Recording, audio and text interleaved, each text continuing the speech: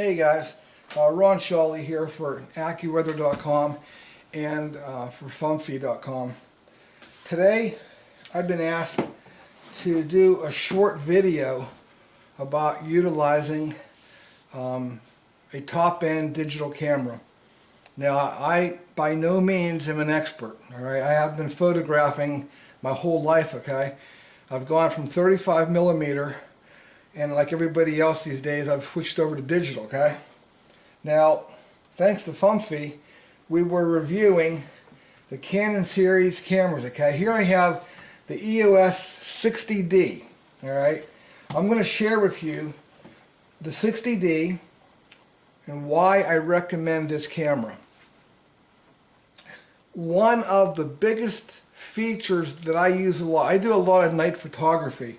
When you buy a digital camera, alright, make sure that your digital camera has the ability to do long duration shots, okay? Some cameras will only, even point and shoots will only allow you to do maybe 10 to 20 seconds of open exposure, okay?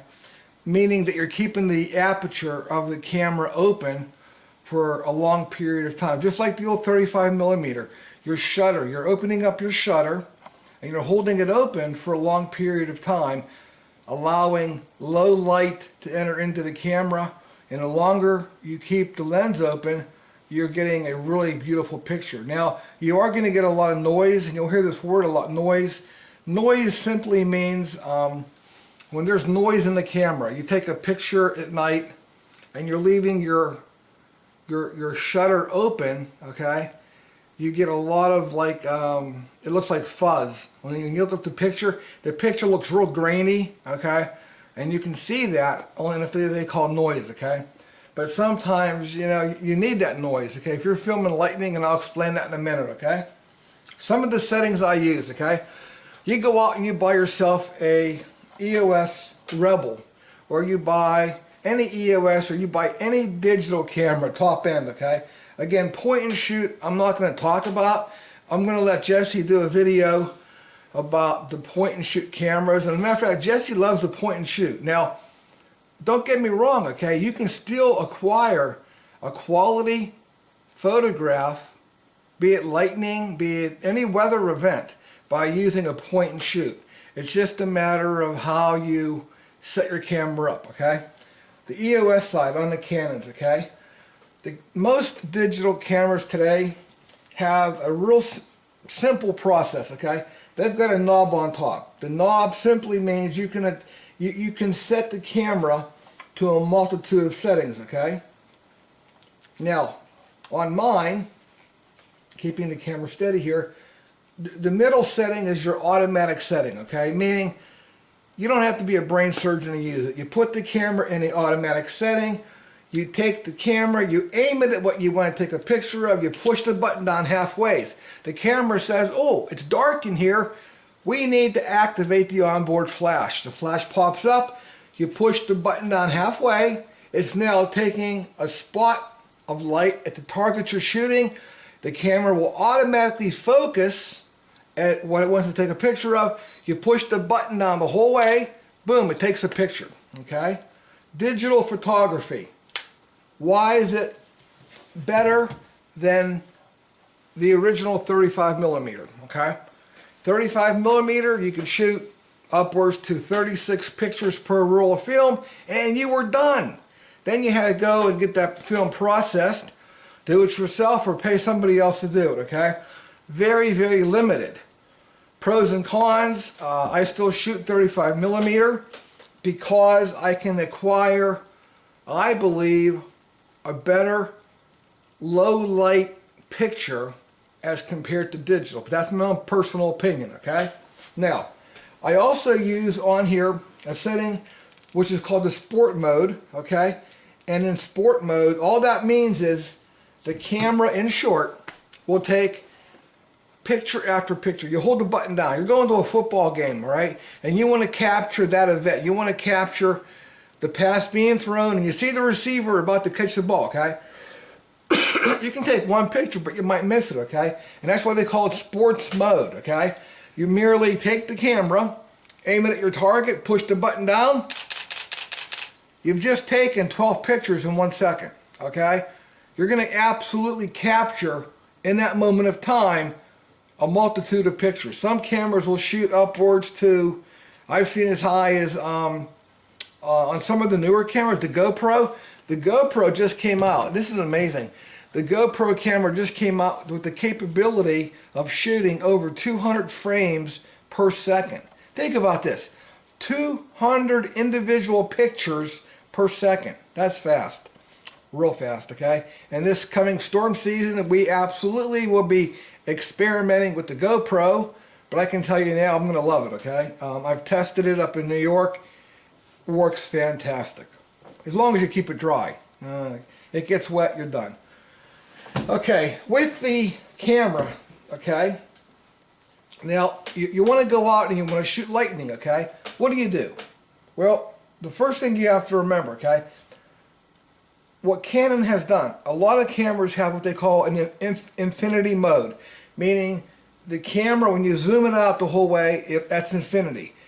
On the Canon camera, on their lenses, they put a buffer on here, so when you take it and you zoom out the whole way, well, that's not actually infinity. You got to tweak it back a little bit, okay, to get a clear picture. All right, and they do that because when the servo motor in here, when you're sometimes they don't want it smashing on the end of the camera lens, and it would cause problems. So they put a buffer in there, which prevents the camera lens from actually being damaged by that motor smashing every time it comes out. So you want to film lightning. Let's keep it real simple, okay? Nighttime. The first problem you've got with the camera is how do you focus your camera at nighttime? That is the most difficult function of the whole night. Getting this camera to focus on a black sky. A lot of people have a spotlight. They'll aim it at a far off target, a telephone pole like I do, and you focus on that telephone pole, okay? And you don't leave this camera. When you're shooting at nighttime, all right, all cameras on top end, okay, digital cameras, on the lens, it has an automatic focus switch and a manual focus. You want to make sure you turn the switch to manual focus, okay? Now it is disengaged from the computer and the camera, and it's not going to sit there constantly zooming in and out trying to focus, because it can't. There's nothing for it to focus on. You got a black sky, right? So you put the camera on manual focus. Now, what I do is I take my center knob here, okay, and I'm going to put the camera over to, you can either go in bulb setting, okay, but in the bulb setting of the camera, okay, again, the bulb setting means you're hooking up a switch. Well, you can push the button too, your shutter button, but most people use a cable release, okay? And as long as you keep that button pushed in, the camera will remain open, take a picture for as long as you want to hold it, okay? I put the camera on the manual setting, okay? Now, this gets a little complicated, okay? We have the ISO, okay? The ISO on the camera, which is right here, can't see it, but it shows up there. Your ISO is the speed of the film. Like in the old days, you had 100 ASA, 100 ISO, whatever, okay? The speed of the camera itself. People a lot of times will put the ISO as high as they can. The higher the ISO, the more light you're going to be. You could take a black environment, put this thing on automatic, and you'll get a clear picture. It'll be grainy as heck, meaning there's a lot of noise there, but you've actually captured a picture at nighttime.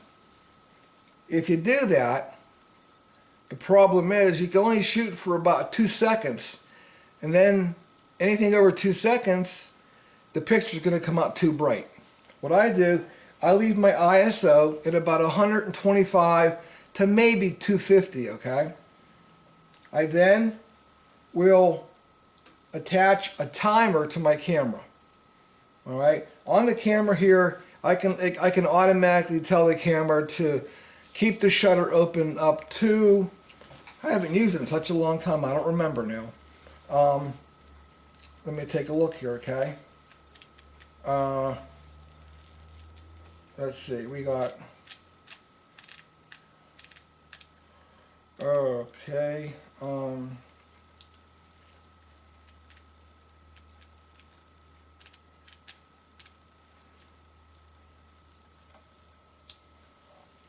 that's a good question.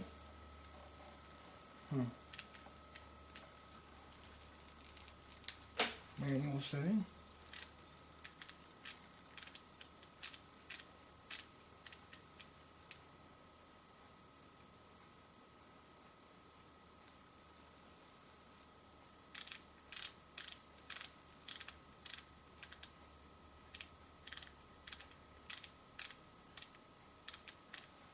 Okay, okay, I'm back. Okay, on the Canon in manual setting, which I use a lot, okay, I can set it out to 30 seconds, meaning I can automatically push the button, walk away, and the camera will be, the shutter remains open for 30 seconds, okay, and it captures anything that goes on within that 30-second period.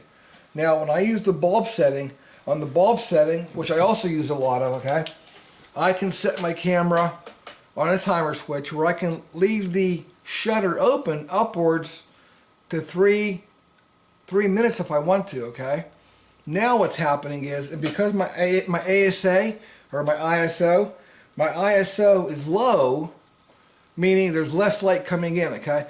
So think about it this way, okay? A low ISO, low light, high ISO, high light, okay? High ISO, short picture. The lower the ISO, you can. I've already had this camera, the shutter left open for 1 hour, okay? Filming the sky at night. And you'll see pictures of the sky at night when people do this. You'll get the star trails, okay, and circles and all that. Pretty cool, okay? Works out great. But I usually shoot anywhere from 1 minute to 3 minutes, okay? On a low ISO, okay? Shutter stays open. Now what's happening is on the lightning field, there might be 1 strike, there might be 4 strikes. I'm going to capture each individual strike. Okay, another problem. If the lightning is far away and you have a low ISO, odds are you're not going to pick it up because it's low light, okay? That's where you got to play with your camera a little bit. You want to go and think about it this way. Lightning is far away, it's real dim, okay? Well, then you want to be able to take low light situations. How do you bring that in? How do you capture it? Well, that's where you got to go to a high ISO on top end, but then you're going to be restricted to the amount of time the camera is left open, okay? Again, if you're shooting upwards to 8,000 on your ISO, okay? If the camera shutter is left open longer than even 10 seconds, okay, the picture will come out completely white. It'll be whited out. It'll be overexposed, okay? So it's trial and error. But that's okay. Why? Because we have a digital camera. A digital camera allows us to shoot more than 36 pictures. In one given night of me storm chasing and photographing lightning, I might shoot upwards to 5,000 pictures. Okay? 5,000 pictures. That's fine. I got to go through them all and look to find that strike, but again, 5,000 pictures, I might find 10 good shots. The rest of them I just delete. No more sending the film out to get it processed, okay? That is the advantage of digital photography. Now, the camera also has a lot of other fantastic features, okay? The lens has a built-in image stabilizer, meaning you're out there moving the camera like this, whatever, you know, you're rocking and rolling. It's going to stabilize the picture you're taking, okay? And that feature can be turned off and on by the switch on the side of the lens, okay? Some of the more common features with the EOS, okay? It has a viewfinder, which I can take, open it up. I can turn it inwards, close it, open it back up. I prefer to keep it open. I can view on the back of the camera what I'm taking a picture of, okay, just by throwing a switch. I can look through here and see my target area, what I want to photograph, or I can look through the viewfinder, okay? Again, if you're doing night photography, folks, this has no bearing at all, okay? You know, I talked about focusing the camera. That's all you have to worry about, okay? The camera has got so many features, okay? But that's what I recommend doing for night photography. Again, keep it simple. The idea is to keep your shutter open.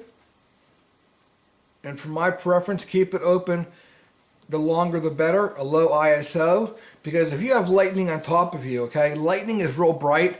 If you're running a high ISO and you get a lightning strike, again, it's going to be bleached out. It's going to be totally washed out. You're not going to even know what it was, okay? Keep it simple, low ISO, long exposure time. You'll capture some great pictures, okay? And it doesn't happen for everybody. You got to remember, okay? It's trial and error.